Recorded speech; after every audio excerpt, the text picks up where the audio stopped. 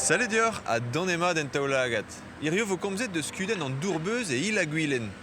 Daouz d'ar glaopil zo bet emiz genver n'inkebe ken spontus ar blamman a varlene e redon, me chomara tud ar vro, boaz da evezia emdroa dur ar ster a ed ar gouan.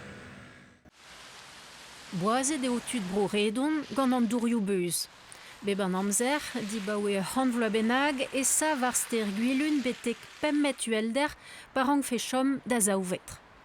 Naontek an c'hwec'hatregon, naontek an pemzeg a pevarugen, daouvilunan, daouvil pemvarnugen, rekordou a vestiz ed ingal gant an dourioù beuz. Sonjou fall, a reou farsusoc'h a zo ba penno an anezidi. Me oa o chom kichen kichen ar ster, just a war, hag e zaen evit mont da gerhat kabelitousek gant ar vag. Dibaoe ar bloavechou naontek an degatriugen e obe chinchet drem ar mechou barvron. Dizahet e obe d'ar geunioù, tro-dro da geredon, da hounit maïs pe lakat saout da beuri. A savet e obet stankel arzal.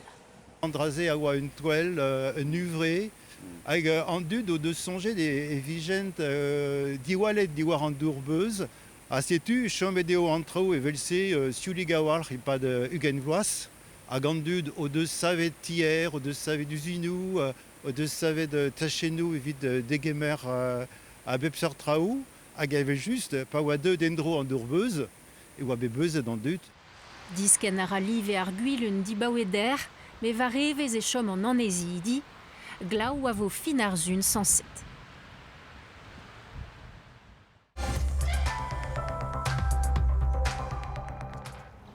Dek kumun bennak a vo tiet heriaou getro ha dirioù tredan en Norz Brest. Tu dan nerte o deus koumanset ur labour aveit gwarezañ ar rouedat, goude ur gwalz ar vout ar ruet dizul de noz war ur fun.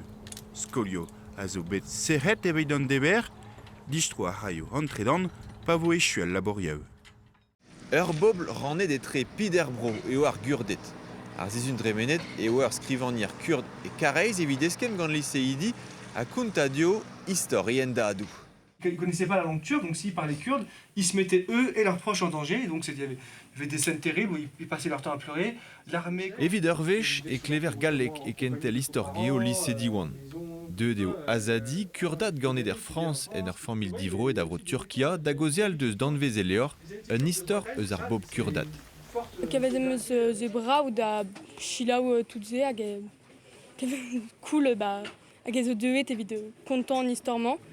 Eus tem an divro a zeus beko zie gant ar c'hlasadeil vedman. Hag ie deus ar pez ar c'hoarvez er maremañ er Rojava, loden Syria da Kurdistan a baoe fin ren ar famil al-Assad.